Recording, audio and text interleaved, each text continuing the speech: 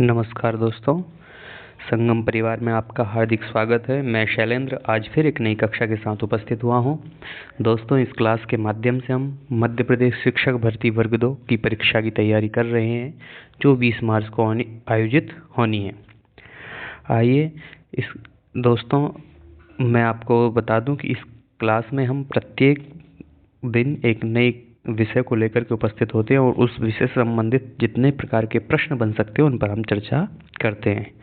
आज फिर इसी के साथ हम षोडश संस्कार, एक मित्र हैं प्रशांत सेन, उन्होंने कहा था कि इन पर चर्चा होनी चाहिए, तो उस पर हम आज बात करेंगे। और मैं कोशिश करता हूँ कि जितने भी संस्कारों से बनने वाले प्रश्न हैं उन सभी पर बात कर ली जाए, है ना। और जो जो मुख्य बिंदु होंगे उन पर भी हम बात कर लेंगे। तो दोस्तों, अभी तक आपने यदि चैनल को सब्सक्राइब नहीं किया तो सब्सक्राइब कर लें। वीडियो अच्छा लगे तो वीडियो को लाइक करें और अपने दोस्तों के साथ शेयर करें, जिससे उनको भी इस क्लास से लाभ मिल सके। तो आइए इन प्रश्नों की कड़ी में जुड़ते हुए पहला प्रश्न देखते हैं। प्रथम संस्कार कहा कि भाई पहला संस्कार कौन सा है, तो ये सभी जानते हैं, गर्भाधान पहला है ना। अब उपनयन कौन सा है, पुंसवन कौन सा है, निष्क्रमण कौन सा है, इसके बारे में भी आपको बता देता हूँ कि जो उपनयन संस्कार है वो हमारा कौन सा है, 10वां संस्कार है। कौन सा है? 10वां, है ना। पुंसवन कौन सा है? ये दूसरा है। निष्क्रमण कौन सा है? ये हमारा छठा है ना। और भी इसको अच्छे से समझने के लिए एक दो प्रश्न और देखिए, फिर आपको इसका और जो लाभकारी अंश जो है, जिससे आपको जो याद करने में आसानी, वो भी आपको मैं बताता हूँ, है ना। चलिए अगला प्रश्न देखते हैं हम। संस्कार पदस्य परिचय, पहला प्रश्न यही होता है। वैसे तो पहला प्रश्न ये भी बन सकता है इस संस्कार कितने हैं, तो वहाँ जब नाम से लगा है अपनी यूनिट में षोडश संस्कार, तो षोडश संस्कार हो गए ना। इसके अलावा ये दूसरा प्रश्न क्या बनेगा, संस्कृत पदस्य परिचय, संस्कृत में क्या क्या धातु, क्या उपसर्ग, है ना। तो बताइए दोस्तों, क्या इस प्रश्न का उत्तर हो सकता है? क्या हमारा पहले वाला विकल्प जो है क सम प्लस क्री प्लस गहे होगा, या सई प्लस क्री प्लस गहे होगा, या सन प्लस क्री प्लस गहे होगा, अथवा सम प्लस क्री प्लस अच होगा? दोस्तों, बनेगा इससे भी संस्कार शब्द, परंतु जो हम संस्कार की बात करते हैं वो उसमें बनता है सम क्री घय, है ना। तो इस प्रश्न का जो सही विकल्प है क, जिससे संस्कार शब्द बनता है सम उपसर्ग पूर्वक डू क्रिय करने धातु से घय प्रत्यय करने पर, ठीक है, संस्कार शब्द निष्पन्न होता है। चलिए अगला प्रश्न देखते हैं। प्रथम संस्कार समय कन्या तथा पुरुषस्य सर्वोत्तमा अवस्था का जो पहला संस्कार है, गर्भाधान संस्कार, उसका उचित समय क्या है, या कहें उस समय की जो स्त्री पुरुषों की अवस्था क्या होनी चाहिए, उसको आप क्रमशः बताएंगे।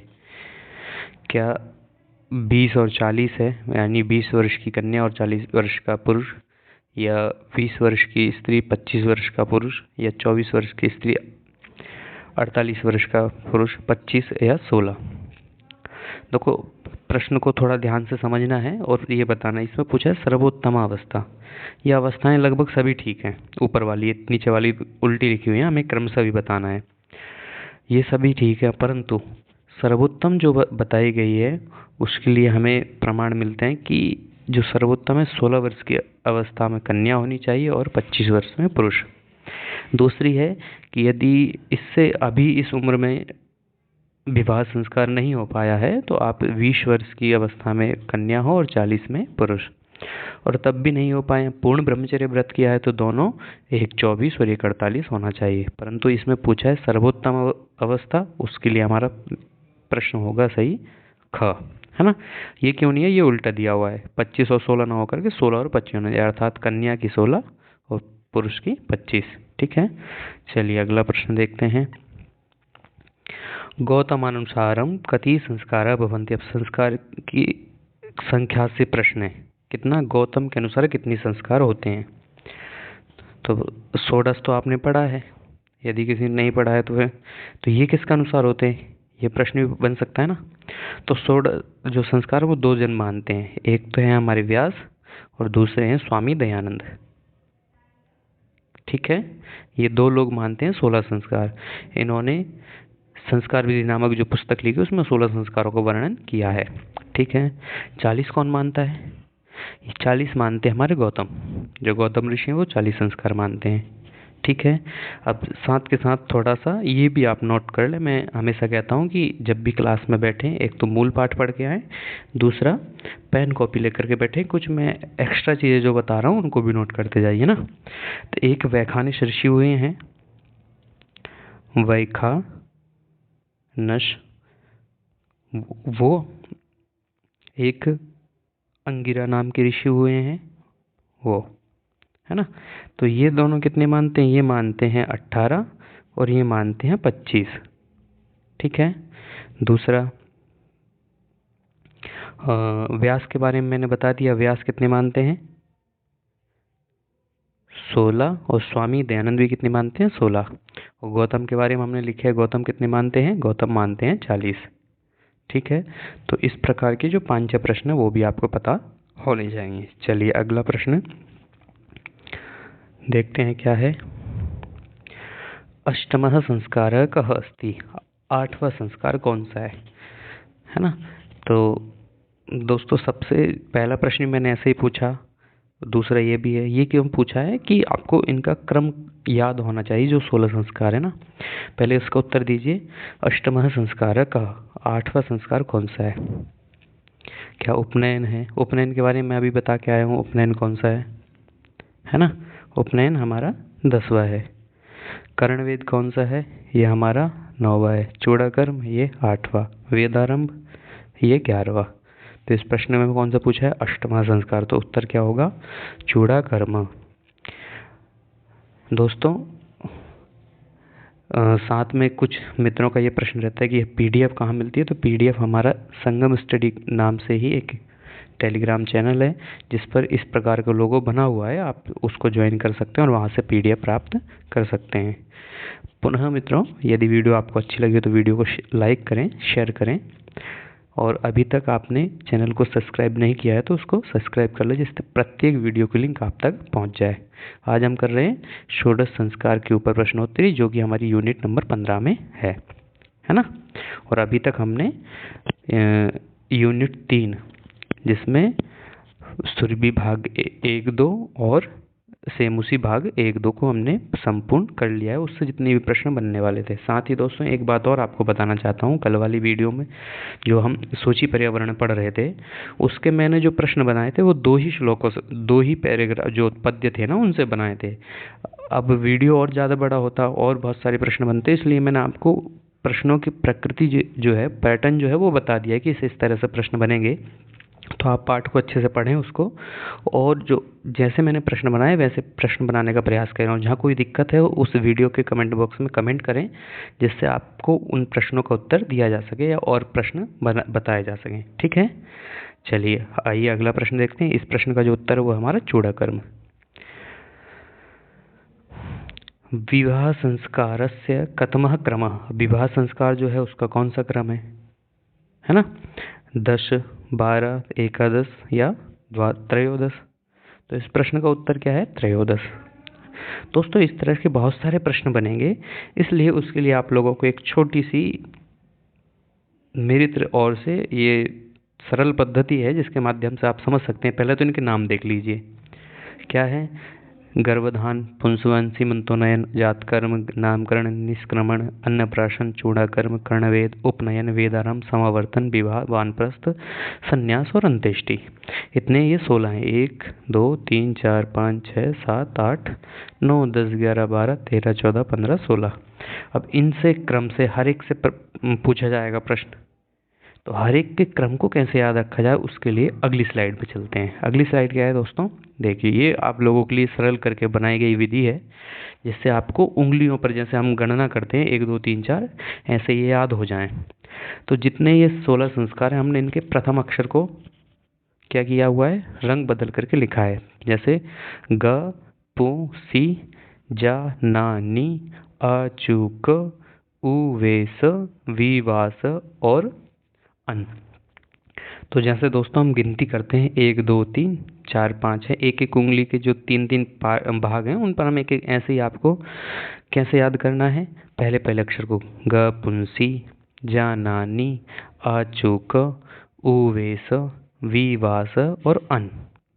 तो गपुंसी में कौन कौन से जाएंगे, अपनी पहली उंगली पे गिनेंगे आप मेरे साथ, जो मैं कर रहा हूँ आप भी करते जाइए। गपुंसी, ग से गर्भधान, पु से पुंसवन, सी से सीमंतोनयन। फिर जा नानी, जा से जातकर्म, ना से नामकरण, नी से निष्क्रमण। फिर अचूक, अ से अन्नप्राशन, चू से चूड़ाकर्म, क से कर्णवेद। फिर उवेश, उ से उपनयन, वे से वेदारंभ, स से समावर्तन। फिर विवास, विवाह, वानप्रस्थ, संन्यास और अन से अंत्येष्टि। ये आपके 16 संस्कार और जो कि आपकी 5 की 5 उंगलियों पर गिने जा सकते हैं। बस इस पद्धति का आपको प्रयोग करना है। एक बार मेरे साथ दोबारा बोलेंगे, ग पुंसी, जा नानी, आ चूक, उवेश, विवास और अन। अब इससे आपके जो भी क्रम से, यदि आपको पूछा जाएगा भाई शुरू के 5 लिखने हैं, है ना, या शुरू के 5 में किस किस की गणना होती है, तो वो आप क्रम से याद कर सकें, ये भी है और सरल पद्धति से आपको याद हो जाए इसलिए। तो आपको नाम भी पूरा याद हो जाएगा और क्रम भी याद हो जाएगा, इसलिए ये वीडियो, ये जो स्लाइड है आपको दी गई है, इसको आप चाहे नोट कर लीजिए चाहे स्क्रीनशॉट लेकर रख लीजिए। दूसरा, इसका जो PDF है वो अपने टेलीग्राम चैनल पर आपको अभी मिल जाएगा वीडियो के तुरंत बाद। ठीक है, चलिए अगली स्लाइड पे चलते हैं दोस्तों। आशा करता हूँ कि आपको ये बात समझ में आई होगी, और यदि ये ट्रिक आपको अच्छी लगी हो, ये जो किया हुआ कार्य है पसंद आया, तो वीडियो को लाइक करें, है ना। चलिए, और कमेंट बॉक्स में भी अपनी प्रतिक्रिया दे सकते हैं, और आशा करता हूँ इस तरह के क्रम से बनने वाले और नाम आपको याद हो जाएंगे। चलिए अगला क्या है, द्वितीय संस्कारस्य कालः का। अब दोस्तों आपको सोचना नहीं है, जो मैंने अभी ट्रिक दी है उससे पहले ये पता लगाइए द्वितीय संस्कार कौन सा होता है। तो पहली ट्रिक क्या थी, ग पुंसी, तो दूसरा कौन सा, पुंसवन। अब पुंसवन का समय क्या है, क्या गर्भ से द्वितीय तृतीय मास में है, या गर्भ से तृतीय चतुर्थ मास में है, या गर्भात तृतीय अष्टमी है, या गर्भात तृतीय चतुर्थ अष्टमी मास पर्यंत। दोस्तों इसका दूसरा उत्तर भी सही हो जाता, परंतु हमने पूरा उत्तर क्या दिया है यहाँ पर, गर्भ से लेकर के तीसरे चौथे मास तक कर लें, अथवा 8वें तक हम कर सकते हैं। इससे पहले पहले हमको ये करना है, तीसरे से चौथे के बीच में करें, नहीं तो 8वें तक तो कर ही लेना चाहिए, है ना। चलिए अगला प्रश्न देखते हैं। आशा करता हूँ आपको ये बात समझ में आ गई होगी। अगला पढ़िए, को असी कतमोसी कस्यासी को नामासी इयम पंक्ति कुत्र अस्ति। यह जो पंक्ति है हम कहाँ पर बोलते हैं, कहाँ प्रयोग करते हैं, किस संस्कार में, ये आपको पता होना चाहिए। चलिए, तो कहाँ प्रयोग की जाती है, ये की जाती है दोस्तों नामकरण संस्कार में।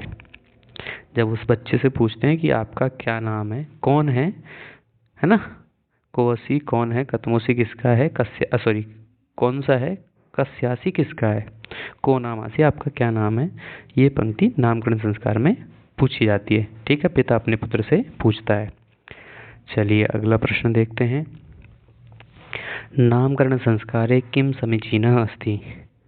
अब ये और थोड़ा अंदर से प्रश्न पूछा जाता है, नामकरण संस्कार में क्या क्या है, तो नाम किस प्रकार का होना चाहिए। इसलिए तो ब्राह्मण का जो नाम है वो मांगल्यपूर्ण होना चाहिए, क्षत्रिय का जो नाम है वो बल युक्त होना चाहिए, वैश्य का जो नाम है वो धनवाचक होना चाहिए, शूद्र जो व्यक्ति उसका जुगुप्सित नाम होना चाहिए। इसको आप भी नोट कर लें, याद कर लें कि इस तरह से नाम होना चाहिए। इसके ये सभी ऑप्शन ठीक है ना दोस्तों।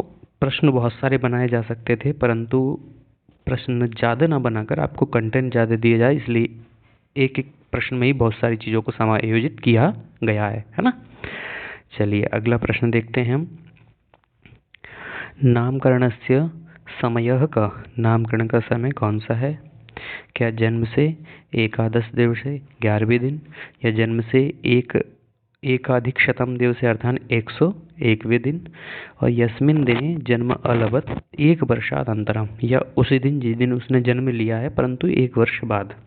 तो दोस्तों नामकरण के लिए तीनों ही ऑप्शन सही हैं, या तो जन्म के 11वें दिन करें, या जन्म से 101 वाले दिन करें, या फिर जिस दिन बच्चे ने, जैसे हम जन्मदिन मनाते हैं, पहला बर्थडे जब मनाते हैं तभी हम कर सकते हैं क्या, नामकरण संस्कार। ठीक है। चलिए, तो इस प्रश्न का जो उत्तर है वो हमारा क्या है? घ सर्वे। चलिए अगला प्रश्न देखते हैं। कर्णवेदः कः समय अस्ति। जो कर्णवेद संस्कार है उसका जन्म समय क्या है? समय से सबसे पूछा जाता है, और जितनों का समय पूछा जाएगा वो लगभग आपको यहाँ पर पढ़ा दूंगा। आज की हम वीडियो में वो सब कवर कर लेंगे, है ना। चलिए, जन्म से 10वें 12वें या 16वें मास में, जन्म से 10वें 11वें 16वें दिन में, जन्म से 8वें 7वें 16वें मास में, अथवा इनमें से कोई नहीं। दोस्तों, इस प्रश्न का जो सही उत्तर है वो है हमारा विकल्प 2। जन्म से 10वें 12वें और 16वें दिन में हमें कर लेना चाहिए, जब बच्चे के कान मुलायम हो। और आजकल तो क्या है कि बस ओनली बालिकाओं का किया जाता है। पहले ये आपने पुराने सीरियल देखे होंगे या सुना होगा, और कर्ण का उदाहरण तो दिखाई देता है कवच कुंडल के बारे में ना। तो पहले दोनों को होता था, और कब होता था? 10वें 12वें या 16वें। देखिए, विषम सम दिन है और 10 दिन के बाद है, ठीक है, ये भी ध्यान रखेंगे। चलिए अगला प्रश्न देखते हैं।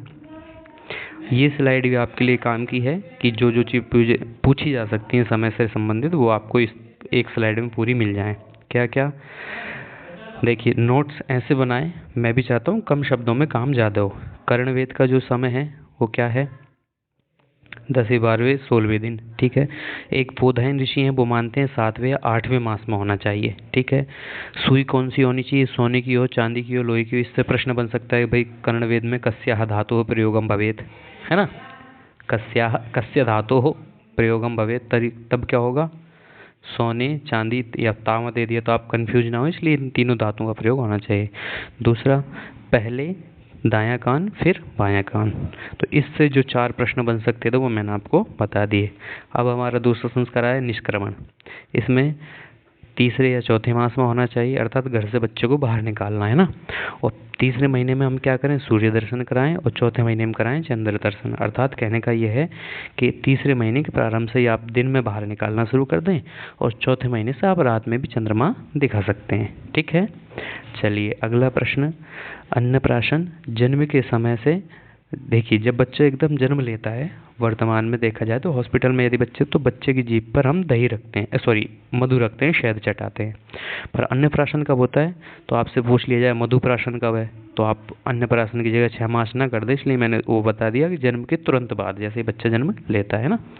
और 6 मास के बाद क्या होना चाहिए? अन्नप्राशन।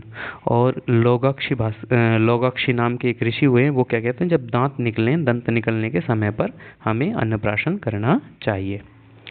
अगला प्रश्न देखिए, अगला क्या है? चूड़ाकर्म, जो कि हमारा 8वां संस्कार है। ये कब करना है? तीसरे, 5वें, 7वें, या तो चूड़ाकर्म मतलब मुंडन। वर्तमान की भाषा में हम देखें तो चूड़ाकर्म का साधारण सा मतलब क्या है? मुंडन करना। और मुंडन हम कब कर सकते हैं? तीसरे महीने में, चौथे में, 5वें में, अथवा 7वें में, ठीक है। विषम महीने हैं देखिए। और जब हम कर्णवेद की बात करें तो वहाँ सम डेज हैं, सम यानी 10, 12, 16। अथवा उपनयन के समय भी एक बार जब बच्चा अपने उपनयन 2 जगह होता है, आचार्य के घर में और पिता के घर में। तो चाहे पिता के घर में चाहे आचार्य के घर में, दोनों जगह जा करके वहाँ एक बार मुंडन किया जाता है, ठीक है। तो इस प्रकार इस स्लाइड से आपको बहुत सारे प्रश्नों का पता चल गया होगा। चलिए अगला प्रश्न देखते हैं। ब्राह्मण बालस्य उपनयन कदा भवेत्। जो ब्राह्मण का बालक है उसका उपनयन कब होना चाहिए? क्या 8वें वर्ष में, 11वें में, 12वें में या 6ठे में? तो दोस्तों, जो ब्राह्मण का बच्चा है उसका उपनयन होना चाहिए 8वें वर्षे, ठीक है। इसके बहुत सारे प्रमाण हमको मिलते हैं, जैसा संस्कार विधि में भी स्वामी दयानंद लिखते हैं। गर्भाष्टमे अब्दे कुर्वीत ब्राह्मणस्योपनयनम गर्भो एकादशे राज्यो गर्भात्तु द्वादशे विषः, ठीक है। कि गर्भाष्टमे, गर्भ के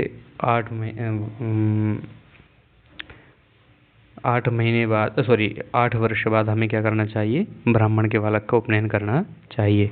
तो ये ब्राह्मण का हो गया, ये वैश्य का हो गया, ये क्षत्रिय का हो गया, और ये हो गया वैश्य का, ठीक है, तो ये तीनों आपको मिल गए, तीनों ये 3 प्रश्न यहाँ से भी आपको समझ में आ जाने चाहिए। ठीक है, चलिए अब इसी से संबंधित एक चीज़ और है जो आपको लिए रामबाण साबित होगी। देखिए क्या है, ब्राह्मण का उपनयन 8 वर्ष में होना चाहिए, और यदि जो कोई ज़्यादा ही विद्या को चाहने वाला ब्राह्मण का बच्चा है उसका 5 वर्ष में होना चाहिए। और कब तक कर लेना चाहिए, यदि इन दोनों में भी नहीं होता कम से कम 16 वर्ष की आयु तक ब्राह्मण का बच्चे का जो है उपनयन 16 वर्ष की आयु तक हो जाना चाहिए। दूसरा कब करें, तो वसंत ऋतु में करना है। और ब्राह्मण जो उपनयन पहने वो या जो पवित्र पहने वो किस चीज़ का बना होना चाहिए, रुई का।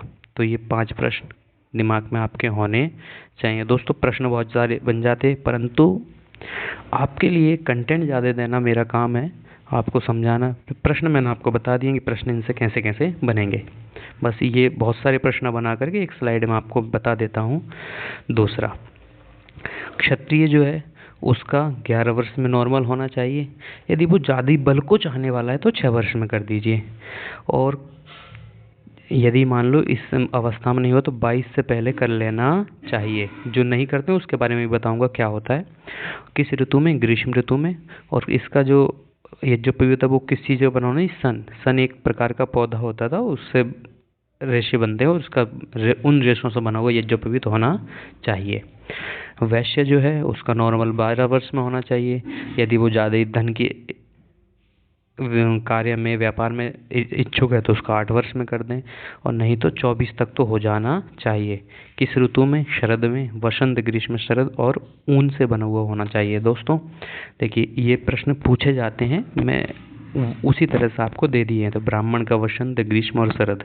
ठीक है, अब जो हम ये वाली लाइन पढ़ रहे थे कि ये भी होना चाहिए, यदि ये नहीं होगा, अर्थात जो यज्ञोपवीत है उपनयन संस्कार है वो 16 वर्ष की आयु में ब्राह्मण का, 22 की में वैश्य का, और क्षत्रिय का, और 24 की में वैश्य का नहीं होता है तो उसको व्रत नाम से पुकारा जाता है। और ये प्रश्न पता नहीं कहाँ कहाँ बना है, नेट में तो बनता ही है, साथ में जहाँ जहाँ TGT होता है वो 16 संस्कार लिखे हैं वहाँ पर ये जरूर पूछा जाता है। ठीक है, इसके साथ ही जब ब्राह्मण के बालक को उपनयन हो तो सूर्य किस दिशा में होना चाहिए, उत्तरायण में। और जब वैश्य के में होना चाहिए तो दक्षिणायन होना चाहिए। ठीक है, इसका ध्यान रखेंगे। इसके बाद जो उपनयन है उसमें 3 धागे होने चाहिए, 9 तंतु होने चाहिए, अर्थात उन जो 3 धागे उन 3 में भी 3 होने चाहिए, और टोटल 16 अंगुल लंबा होना चाहिए। तो उपनयन से जितने भी प्रश्न बनेंगे वो यहाँ पर आ गए हैं। चलिए अगली स्लाइड पे आशा करता हूँ आपको वीडियो पसंद आया होगा, जो मैंने काम किया है वो भी आपको अच्छा लगा होगा। विवाह कितने प्रकार के होते हैं, तो विवाह अष्टधा 8 प्रकार के विवाह होते हैं। कौन कौन से, ये आपका प्रश्न बनेगा तो वो भी मैंने आपको लिख दिया है।